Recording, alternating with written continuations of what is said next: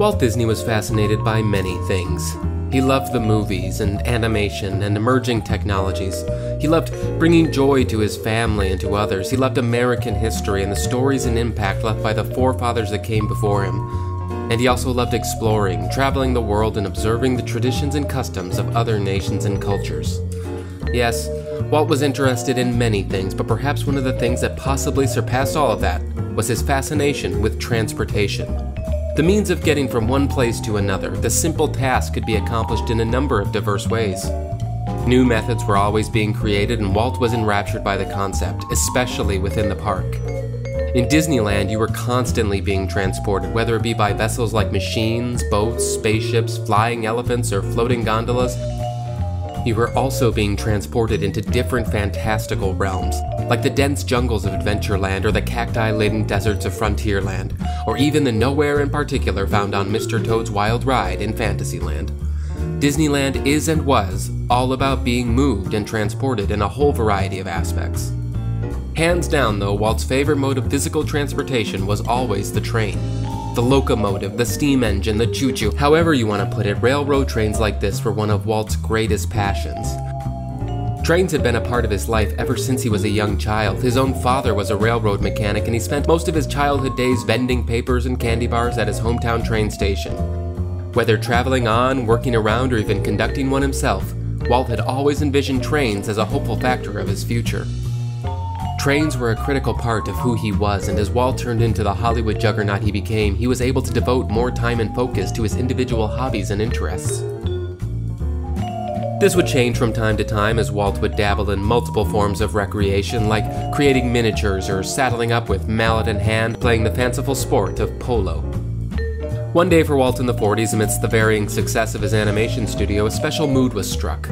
Walt discovered two of his top animators, Ward Kimball and Ollie Johnston, who had overseen the creation of some of Disney's most iconic characters like Jiminy Cricket, Bambi, and the Seven Dwarfs, were railway enthusiasts just like himself. And perhaps what triggered him even more was the fact that they had taken their love of trains to a whole new level by having their own personal small-scale railroads in their own backyards. Walt saw this and quickly wanted one of his own. Walt had had the studio build him his own personal railroad system in the backyard of his home in Holmby Hills.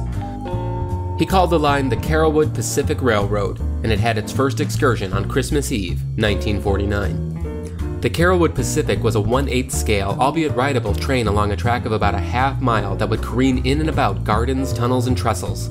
The seeds of Disneyland were starting to sprout as Walt saw people, and especially himself, finding amusement and amity via fun modes of transportation. So naturally, when Disneyland would open in 1955, it surely would not have been complete without the classic steam engine circling the perimeter. In fact, the first trains in Disneyland were modeled closely after Walt's Carrollwood example.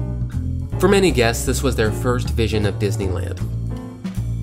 An immediate impression as the steam engine would truck past the station over colorful Mickey Mouse foliage and a memorable Disneyland banner claiming an elevation of 138 feet. To some, the Disneyland Railroad was as important and as iconic as the castle itself. This was always a part of Walt's perfect park vision. Even in its earliest concepts, Walt always described it as such. He would say, "I want it to look like nothing else in the world, and I want it to be surrounded by a train." Walt Disney would often remind his audience to never forget that it was all started by a mouse, but even Mickey Mouse himself could find his own origins from within a train. And we can follow the beginnings of that famous mouse into the progression of Walt's own park. And just like Disneyland itself, we can see that sentiment ever increasing in 1958 as another train steamed into the station. Well, if I had it to do over again, I think, no, I don't think I would. I don't know. I hope I don't have to do it over again.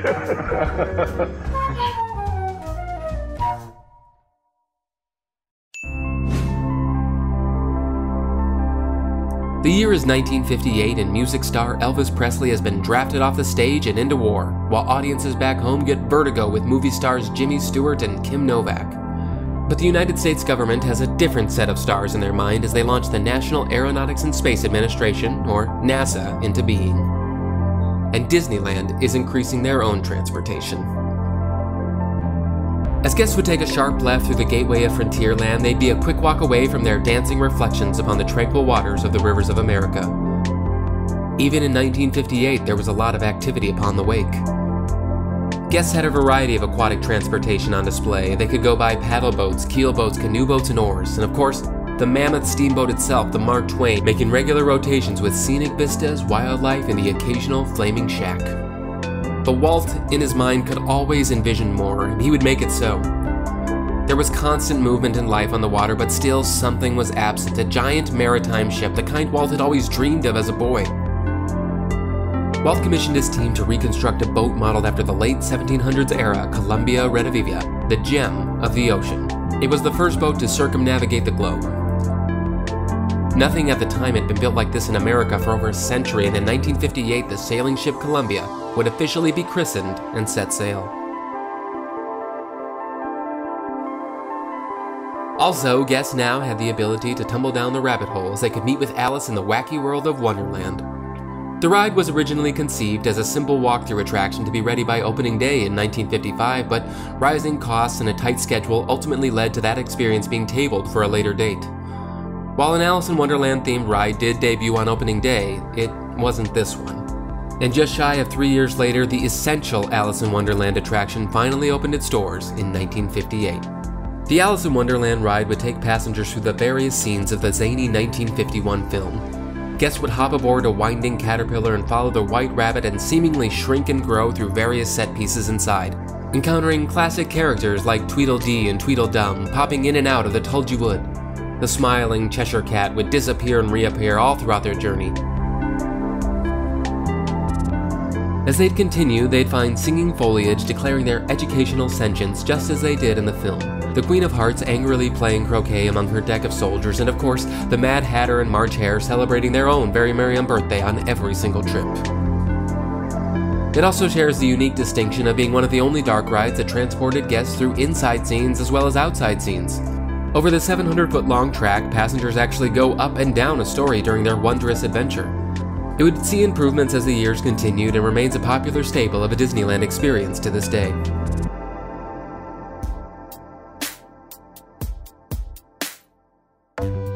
By this time in 1958, the train cars making regular loops around Walt Disney's Magic Kingdom had already toured upwards of 5 million passengers, and Disneyland was struggling to keep up the capacity. When Disneyland opened, it had debuted with 2 steam trains, the CK Holiday and the EP Ripley, named after essential figures of locomotive history, the literal forefathers of the Atchison, Topeka, and Santa Fe Railway, one of the largest and expansive railroads in the early United States, as well as one of the significant inspirations for Walt and his own personal train-related passions. These opening day trains were built from the ground up and were closely modeled after Walt's own personal backyard Carolwood Pacific, but the cost and time needed to build up a new train in 1958 weren't going to be an option. They needed more train capacity, and they needed it fast. It was decided that they would rebuild new exteriors around previously existing steam engines. The original steam engine for the upcoming edition had been built in 1894 and had been used primarily to transport sugar in and around Louisiana. The train as it was known then saw its final route in 1956 and was eventually bought by Walt Disney for $1,200, with a $300 charge for shipping and handling to Los Angeles. The engine itself surely had its fair share of wear and tear, but for the most part was still extremely functional. It was carefully disassembled, examined, and lovingly restored within the walls of the Disney studio. This renovation cost almost 30 times the price of the engine as it was, but still ended up being much more affordable than the cost it would have been to build up a new one. The new train edition was called the Fred Gurley, named after a good friend of Walt himself and at the time current president of the Atchison, Topeka, and Santa Fe Railway, Fred Gurley. Fred was actually one of Walt's passengers in the front train cabin on opening day and was an integral part of getting those first trains up and running. He accompanied Walt on the first moments of the broadcast, surely unknowing that he would still be circling the park for decades later. The Gurley, Holiday, and Ripley would continue their stops at the Main Street Station, Frontierland Station, Fantasyland Depot, and now, starting in 1958, the brand new stop at Tomorrowland Station. One of the more distinctive features of the Fred Gurley would be that its passenger cars faced outward rather than frontward. This made boarding and unloading much more efficient, but more so, now guests as they toured about the lands would be able to focus on the main attraction of Disneyland itself. They could see it all through unobstructed views without a single crick in the neck. But this feature became even more important after the addition of the Grand Canyon diorama, largely inspired by the Oscar-winning 1958 documentary Walt produced about the historic national park. The diorama was adorned with dozens of taxidermied critters like deer and turkeys and mountain lions and more, roaming around the scenic Grand Canyon landscape as the train, over a trek of about 90 seconds or so, would take passengers through vistas of desert, forest, and even a thunderstorm against a large panorama on a seamless canvas. The mural stands over 3 stories tall and more than 300 feet wide, which at the time was the world's widest and longest, just like the monumental canyon it was inspired by. The train and diorama were dedicated on March 31st with Walt and Gurley on hand, and via a special blessing from Hopi Indian Chief Nevengnua, the Fred Gurley, Disneyland's 3rd locomotive, ceremoniously left the station. These trains have been circling ever since, and the dreams that were started all the way back in Walt's early boyhood years were becoming more and more realized with each passing day. And while the track along the perimeter could somewhat withhold the happenings inside, Disneyland was bubbling into something epic. And the next year of 1959 would bring about Disneyland's biggest expansion yet. And there you go, that was 1958. There were trains, there were boats, and there were caterpillars. Don't forget to go like us over on Facebook and Instagram. We got a lot of unique content going up every single day over there. So until next time, we'll see you in the happy place. Bye!